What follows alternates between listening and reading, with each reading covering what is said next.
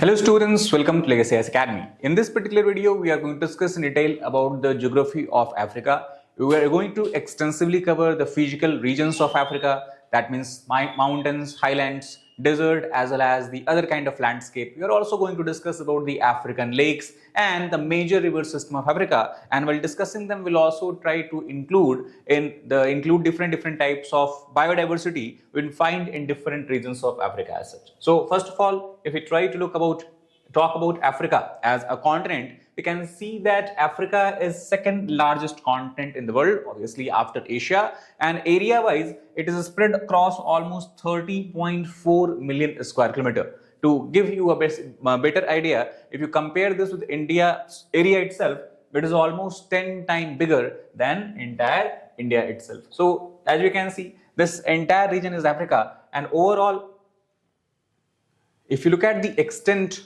of Africa, it is about 8,000 kilometers. If you measure a distance from north to south, it is roughly 8,000 kilometers. While if you measure it from the east to west, it extends for about 7,400 kilometers as such. If you talk about the northernmost and southernmost point, the northernmost point is this one. You can see extended toward the Mediterranean Sea. The place is called as Al-Hiran, which is situated in this country, which is referred as Tunisia. Similarly, if you talk about the southernmost point, that is in South Africa, where this point is referred as Cape Agulhas in South Africa. So from Al-Hiran point in north to Cape Agulhas in the south, that is the overall extent of this African continent. Now African continent is surrounded by water bodies from all the sides, as you can see. For example, you have Mediterranean Sea, as you can look here on the northern part, then you have Red Sea in the eastern part, and then further you have the Indian Ocean, as we know. Similarly, on the western side of Africa, you will find Atlantic Ocean. And interestingly, if you look at the 0-degree latitude, which is also referred as equator, it divides equally almost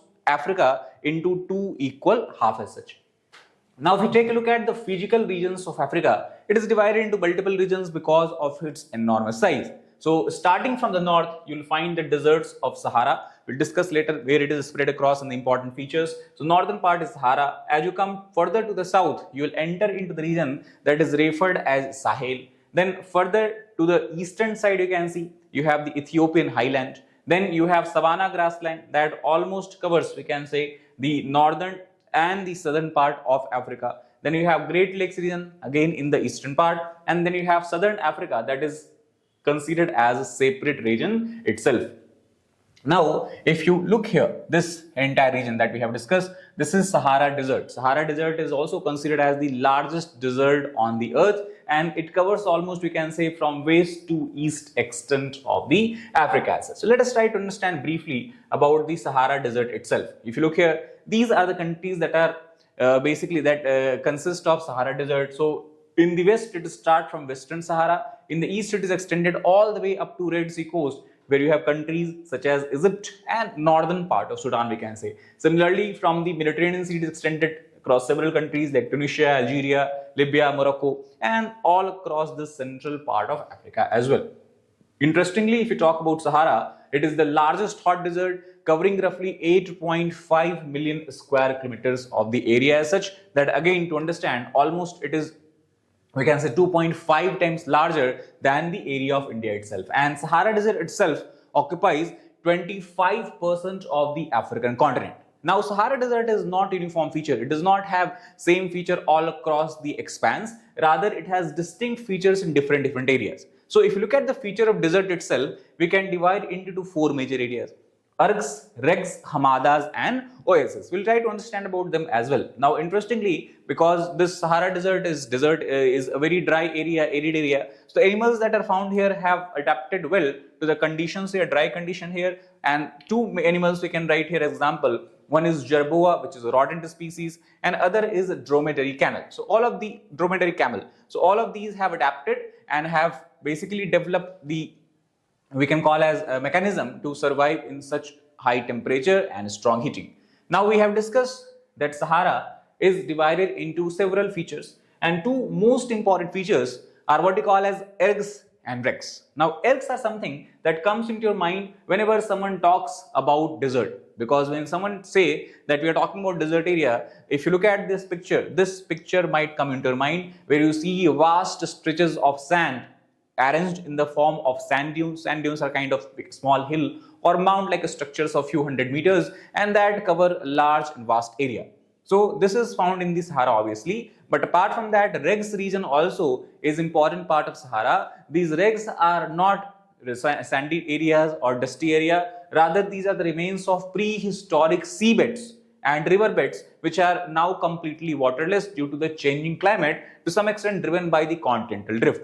Regs, we can say, are nothing but the plains of sand and gravel, and they cover almost 70% of the Saharan desert. Yes, so if someone says Sahara desert, 70% of area looks something like this, rocky, stony kind of landscape. Only remaining area is what we have is called as regs as such. Now we know that though desert is a very dry area, here and there you have accumulation of water. So the water accumulation, wherever it happens in desert, that is where people are able to survive, live, and this region of water accumulation is what you call as, or what you call as oasis as such. So something like this kind of landscape you would see in the oasis, where you have this kind of water accumulation surrounded by the plantations, especially palm plantations and all. This is also part of Sahara.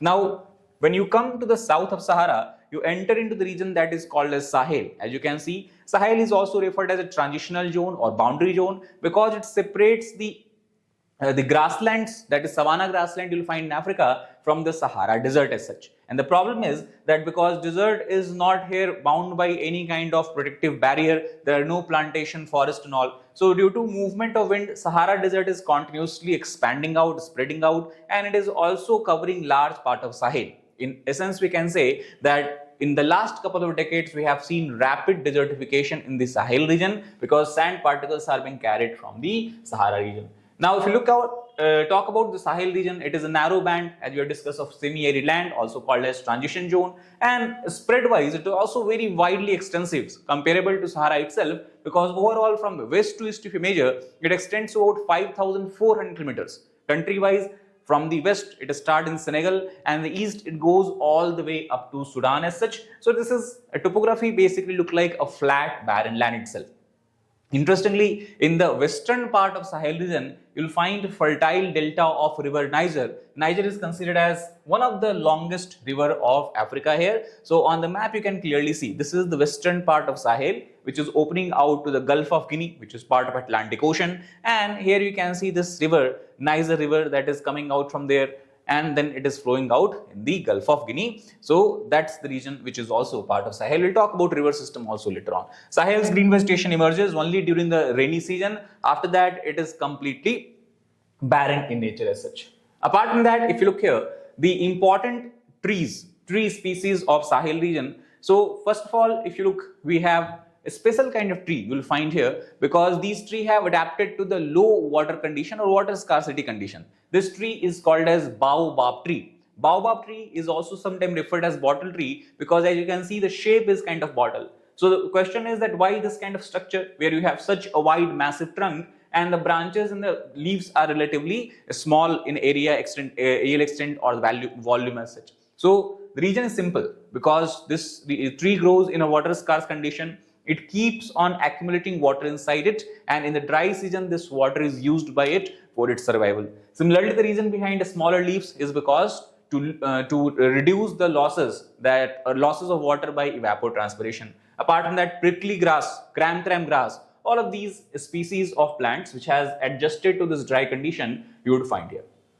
Now, when you come to the eastern part of Africa, as you can see from the map, this eastern part of Africa is what we refer as Ethiopian Highland because you'll find a country called as Ethiopia along the this horn of Africa is the region you would have heard about where you have Sudan, Ethiopia, Somalia, Ethiopia, Djibouti, Eritrea and all these countries. So Ethiopian Highlands are believed to be highland created due to the magmatic upliftment. We know that continental crusts are lying and below them many places are where molten rocks are found. When these molten rocks are basically pressurized enough, then they began to rise in the upward direction, and when they rise below the continental crust, first of all they push them in the upward direction, and because of this push, because of this upliftment, a kind of highland plateau like area, mountain like area start to develop here. So this happened somewhere about 75 million years ago. Now, once what happens is, first of all, the magmatic upliftment causes the rise of the landmass that creates highland. But many times, because magma is very hot, it starts to break through, it begins to break through the rock system of crust and causes melting of the rocks. Because of this, what happens? The central part completely is destroyed, and that causes the entire landmass itself to split apart. And this is something that also we are seeing in Africa as such. The splitting because of the magmatic intrusion due to the upward movement of lava, also we can say, Great Rift Valley system has developed here, where you have this kind of structure. If I simply draw, you have uplifted landmass on this side, then you have valley-like structure in the central part, and again you have uplifted landmass on this side as such. So this valley and highland-like structure you would see in the Ethiopian highland, and this region is home to 80% of Africa's tallest mountain. Here also you will find species adapted to the mountainous terrain, high altitude terrain, such as species of fox you will find here, mountain goat you would find here, as well as many species of monkeys are also found. Now, if you try to look at the third important region as shown in the map here, this is covering both the northern and southern part of Africa. If you measure it from the equator, this is the vast grassland referred as savanna, which is an example of tropical grassland. If you talk about the savanna grassland, it covers almost half of Africa, 50% of Africa, and area-wise, it is spread across 13 million square kilometers as such. Now, if you look at this region, which is vastly covered by the grassland, this area also supports huge biodiversity, especially faunal life, and that is the reason why you have Masai Mara Reserve, and you also have in Tanzania Serengeti National Park. And in this region, you will also find one of the most important and famous animal migration phenomena taking place here, called as wildebeest migration. Wildebeest migration refer to a circular pattern of migration of the wildebeest. As you can see from the photograph here, they move in a circular pattern in the search of water because of the dry, arid conditions of the savanna grassland, especially during the summer such. So wildebeest migration, very important notable phenomena here. Serengeti is home to one of the continent's highest concentration of largest mammal species. In the Serengeti plains, Serengeti basically means endless plain. If you look in you try to translate it from the local African language. So endless plain. Why endless plain? Because as far as you can see, you can look at the photograph here and you see that nothing else is visible all the way, especially because this is aerial photograph. If you're walking on the plain here, everywhere around you will see the plain which seems to be not ending at all. And that is why the term endless plain is used here. Now, endless plain is where you have highest concentration of large mammal species and all kind of animals, you will find in this area, and especially larger animals such as African lion you will find here, hyenas you will find, then you have the African elephant, also called as Loxodonta africanus, cheetahs, leopards. So variety of animals are found here. And if you try to look here, the wildebeest, apart from that, a lot of herbivorous species such as zebra, giraffe, all wild buffaloes you will find here. So when wildebeest migration occurs, it is also very important for the ecosystem here, because when they move, they causes trampling of grasses. Because of trampling of grasses, new grasses then find opportunity to grow, and at the same time, because of their waste material, soil gets fertilized, that also help in propping up the growth of grassland as such. Then in between the grasslands, because grassland we have discussed, it is covering the northern part and the southern part here, and in between the grassland you'll find the rainforest, we can say equatorial evergreen forest, equatorial rainforest of Africa. And unfortunately 80% of Africa rainforest is today facing massive onslaught of destruction on the ground of development, and these are concentrated in few countries such as central part of Africa, where the largest country you have is Congo. Also you have Democratic Republic of Congo, and along the Congo River basin as such. Rainforest are very we can say this is example of multi-species forest. Species diversity is very high, and the example of this we can see from the fact that 8,000 plant species have been documented in this small patch of forest itself. Out of these 8,000, more than 1,100 plant of the African rainforest are endemic. Endemic means they are native to this area, and many plants are those which are not even found anywhere else outside of Africa as such. And interestingly, this does not mean that only there are 8,000 plants in African rainforest. We have only documented 10% of the plants only. So you can imagine the extent of biodiversity, floral diversity, fauna diversity is so high here. Interestingly, because this area lies in the equatorial region every day experiences convectional rainfall. And the characteristic or nature of convectional rainfall is that it occurs on a daily basis between 2 to 4 p.m. largely due to the heating of the earth's surface as such. Now, obviously, because rainforest host such a huge diversity of flora, faunal diversity is also found at a very large extent here. For example, chimpanzee, gaboon viper, then you have Goliath beetle, and most interestingly out of this you will find gorillas. Gorillas are restricted to only few areas in Africa. So mountain gorilla is a species of gorilla that you will find in this region itself. Apart from that, you also will find animals such as Nile monitor, African grey parrot, and giant African stainless stitch. So huge biodiversity, rich in biodiversity we can say. Then as we come to the eastern part of Africa, we have discussed due to the magmatic intrusion and further splitting of the continental crust, many places are there where depressions have formed. Later on, what happened? These depressions got filled up with water due to accumulation of rainwater, and this has resulted in formation of what we can call as African Great Lake. So this entire region that you see from here is a part of Rift Valley.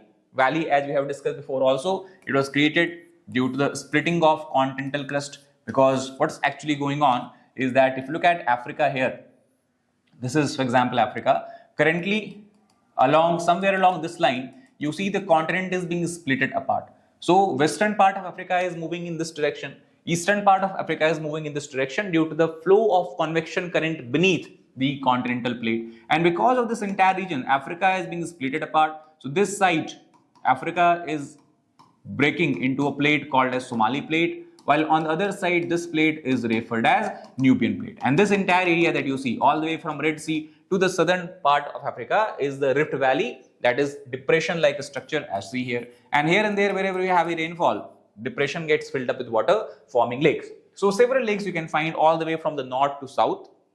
Example is Lake Turkana, then we have Lake Albert, we have Lake Kyoga. But most importantly, interestingly, the largest lake that you'll find here is the Lake Victoria, which is spread across 3 countries. You can see so vast the lake is that it is located in Kenya, part of it is located in Tanzania, and part of it is located in Uganda. So Kenya, Tanzania, and Uganda. And interestingly, Lake Victoria is source for one of the streams of the River Nile, and River Nile then gets one stream from the Ethiopian highland, one stream from the Victoria. They merge together, Blue Nile, White Nile, forming River Nile as such. Then further you have Lake Tanganyika, then we have Lake Meweru, Bangweelu. So overall you can say huge number of the Rift Valley lakes you will find in this region as such.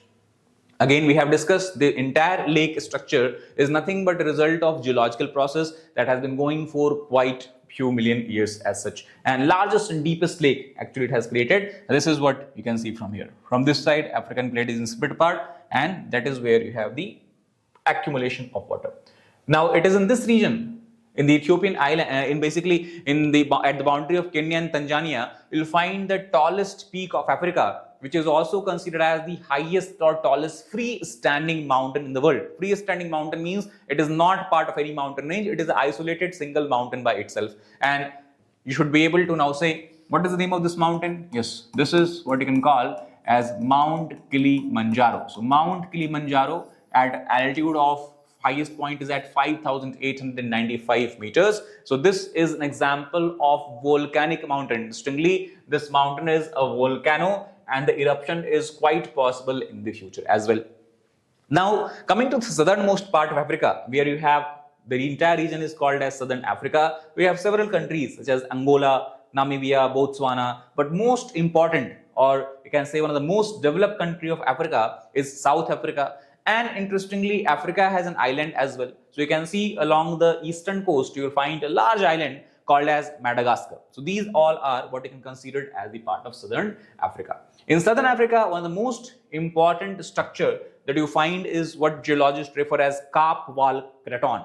If you look at the picture here, Kaap Wall Craton is covering several countries such as South Africa, Botswana, as well as Zimbabwe, and a small part of Mozambique and such. So it is believed that Kaap Wall Craton is one of the ancient and oldest land mass on the earth, and as far as the age is concerned, it is about 2.6 billion years old.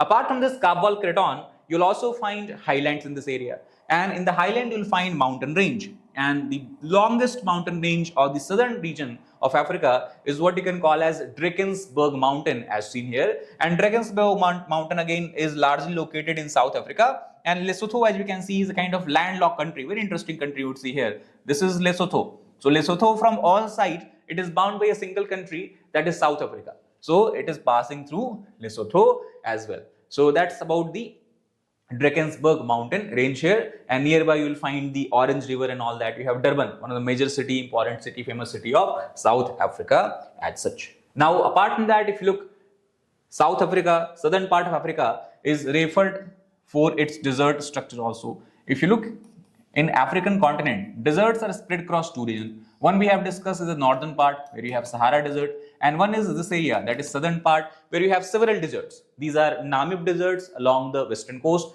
Kalahari toward more in the central part in South Africa, and then we have Karoo Desert further in the southern part of South Africa. So Karoo, Kalahari, Namib, three major deserts of southern Africa. This you should keep in mind, and question can be asked that which cold current is flowing along this coast to create such kind of desert-like a structure, because you would have studied in geography, cold current plays a very important role in development of desert-like landscape. So the answer here, I can tell you, would be Benguela current. The cold Benguela current flows all across this coast, creating desert-like landscape. Now, in this comment box, you can write that which cold current flows along the western coast of Africa, where you find Sahara Desert. Then apart from that, in the southern Africa, one of the other interesting region, extending all the way from Port Elizabeth in the east and then up to here, Cape Town region, we can say in the west, is the place called as Cape Floral Kingdom. Cape Floral Kingdom is very important from the biodiversity perspective of southern Africa, because it is considered as one of the richest area of the plant in Africa, and not only in Africa but even in the entire world. And this we can understand from the perspective of its aerial spread. Overall, it covers just 0.5% of African landmass, but it is home to nearly 20% of continent's flora. Flora means plant life we are talking about. And the King Protea, the picture you can see from here, also called as Protea cineroides. This is considered as the national flower of South Africa. This is also found in the Cape Floral region itself. So very, very important, Cape region. Now coming to a few of the important river system of Africa, we know that Africa is known for the longest river on the earth, called as River Nile. River Nile originates from Lake Victoria in Uganda. You have White Nile. Lake Tana in Ethiopia is where you have origin of Blue Nile. Length is about 6,650 km, as you can see from here. There you have the Blue Nile and White Nile, as you can see from here. Both of them join together, and after joining, then they further go and drain out in the Mediterranean Sea. It flows across several countries such as Uganda, South Sudan and Egypt as such, and overall discharges roughly 2,800 meter cube per second of water as such. Lengthwise, if you look, it is almost 2.5 times longer than the longest river of India, which is River Ganga.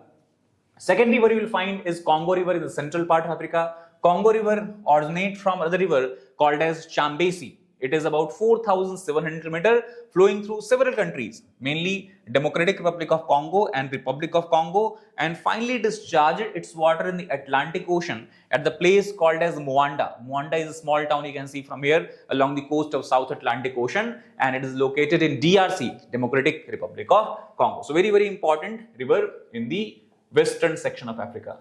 Then third river is Niger River. If you look at the flow pattern, it is having similar flow pattern but in reverse direction compared to Congo. So Niger River originates from Guinea Highland that you have here, small country called as Guinea, and it passes through several countries. Again, it takes a U-turn and then drains out in the Gulf of Guinea, forming Niger Delta as such. At once upon a time, this area was also referred as Slave Coast, because you know that the colonial empires used to carry a lot of slaves from Africa to work in plantation and different fields in the South America, in the North America as well. So that is why this region was called as Slave Coast as such.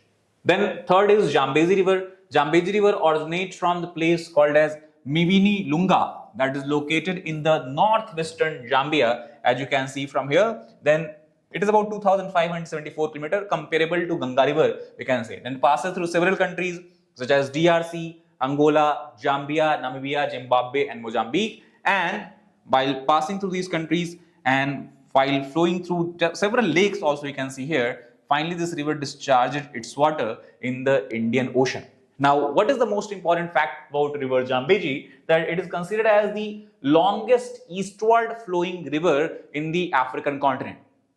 Keep in mind, Nile River is the longest river of Africa, but it is flowing in which direction? South to north. But if you talk about the longest eastward flowing river of Africa, it will be Zambezi River. Now, can you tell me what is the longest eastward flowing river of India and which is the longest westward flowing river of India? You can write that in the comment box as well.